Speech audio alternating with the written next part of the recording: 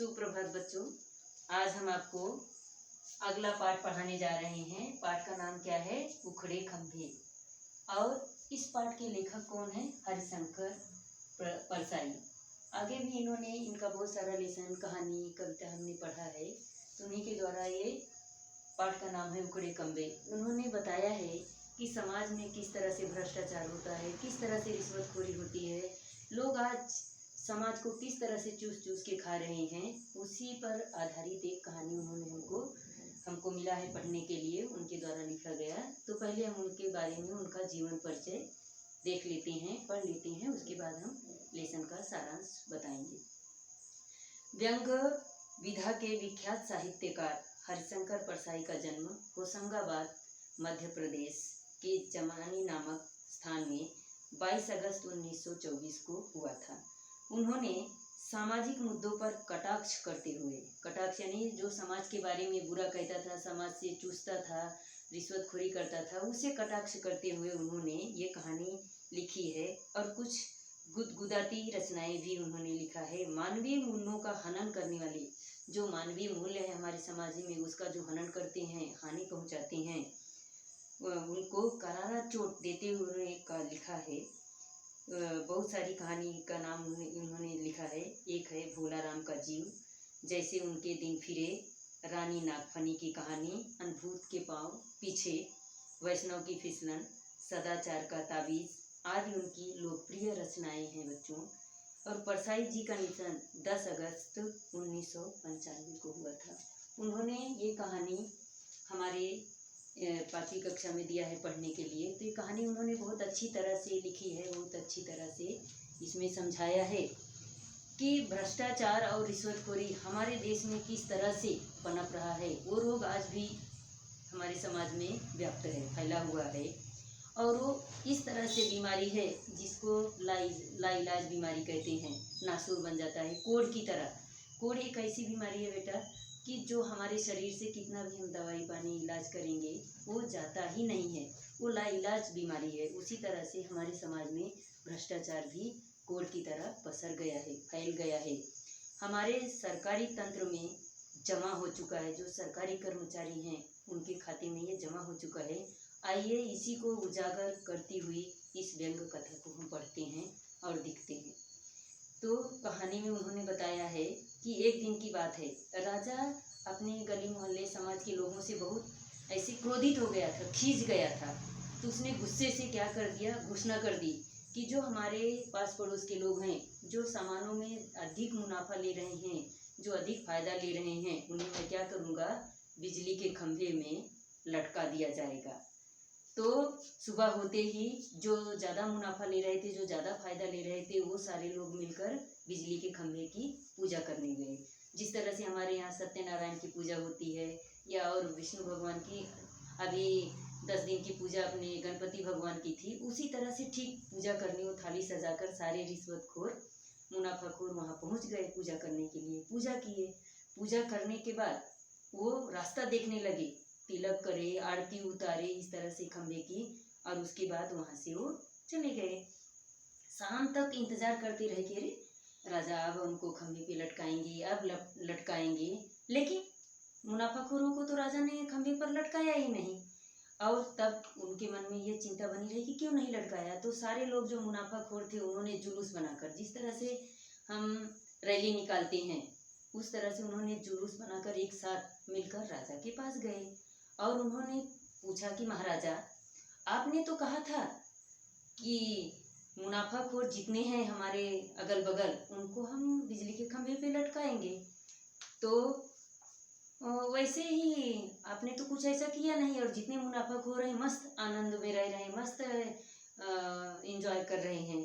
तो राजा ने कहा कि चिंता मत करो, उन्हें खंभे पर जरूर टांगा जाएगा। जो हमारे समाज को इतना नष्ट कर रहे हैं, घातक हैं हमारे समाज के लिए, उनको हम खंभे पर जरूर लटकाएंगे। तो थोड़ा समय लगेगा, तो टांगने के लिए उनको फंदे चाहिए, बिना फंदे के हम उनको मुनाफाखोरों को कैसे टांगेंगे। तो ठीक है बोले, उनको फंदे चाहिए और मैंने फंदे बनाने का ऑर्डर दे दिया है। तो उसमें से एक व्यक्ति बोला, अरे जो फंदा बनाने वाला व्यक्ति है ना वो भी मुनाफाखोर है।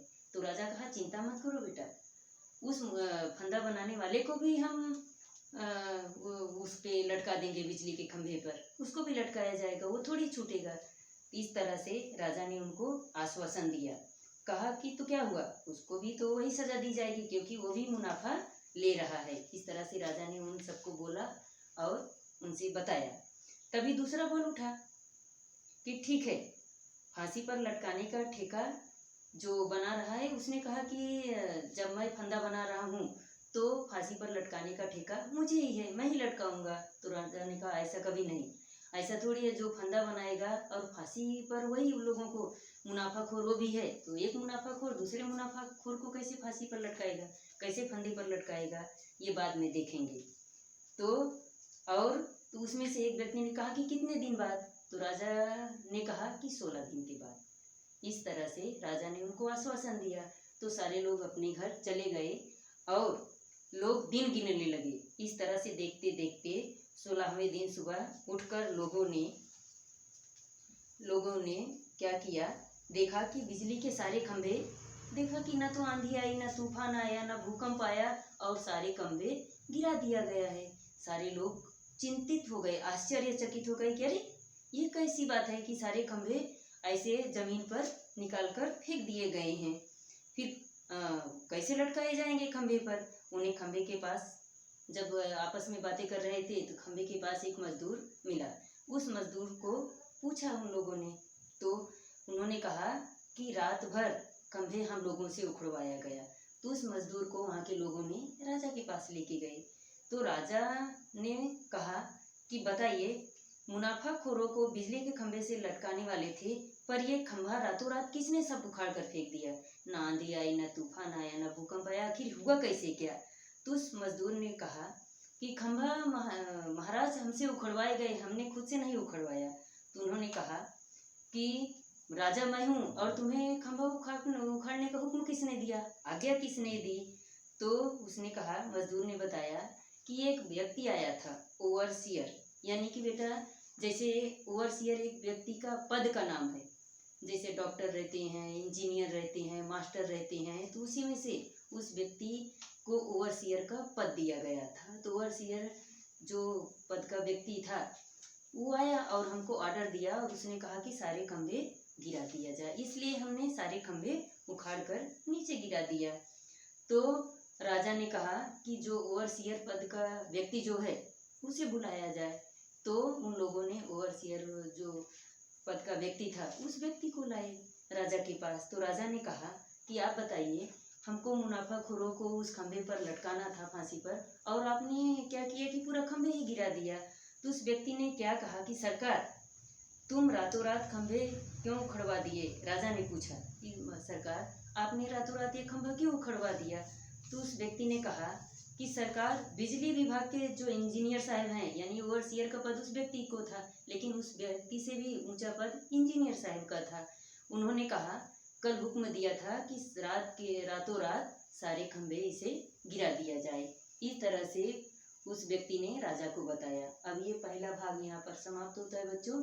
अब आपको पीएच के रूप में ये शब्दार्थ दे रही हूँ, ये आप लोग अपने नोटबुक में लिख लेना। इसमें पहला शब्द क्या दिया गया, मुनाफाखोर, जो अधिक मुनाफा लेता है। कोई भी चीज़ उसे 5-10 रुपए में मिलती है, 50 या 100 में बेचे तो उसे क्या कहते हैं, यानी कि दाम से बहुत अधिक फायदा लेना। दूसरा शब्द क्या है, सानंद। सानंद का अर्थ क्या होता है, आनंद के साथ रहना। उसके आगे क्या दिया गया है, हुक्म। हुक्म का अर्थ क्या होता है बच्चों, आदेश। उसके बाद क्या बताया गया है, कैफियत। कैफियत का अर्थ क्या होगा, हाल समाचार। कैफियत एक उर्दू शब्द है। उसके बाद है तलब। तलब का अर्थ क्या होता है बेटा, पूछताछ करना, यानी कि जानकारी लेना। उसके बाद है दुस्साहस। दुस्साहस का अर्थ क्या होता है, हिम्मत दिखाना। अगला शब्द क्या है, नष्ट। नष्ट का अर्थ क्या होता है, समाप्त या बर्बाद होना। उसके अगला शब्द क्या है, विशेषज्ञ, यानी कि विशेष ज्ञान रखने वाला, यानी अधिक जानकारी वाला व्यक्ति। प्रवाह का अर्थ क्या होता है, बहाव। उसके बाद सत्य में आना, हैरान होना, यानी कि परेशान होना। उसके बाद है अगला शब्द अनुभूति। अनुभूति का अर्थ क्या होता है, अनुभव, जिसको हम एक्सपीरियंस कहते हैं इंग्लिश में। उसके बाद है धर्मांधा। धर्म के नाम पर दान करना। कुछ आज भी समाज में व्यक्ति विराजमान है जो धर्म के नाम पर बहुत सारी चीजें दान करते हैं। यहाँ पर ये पाठ समाप्त होता है बच्चों। जो ना समझे मैसेज करके फ़ोन करके आप लोग जो शब्द का अर्थ ना समझे वो आप फ़ोन करके या मैसेज करके पूछ सकते हैं।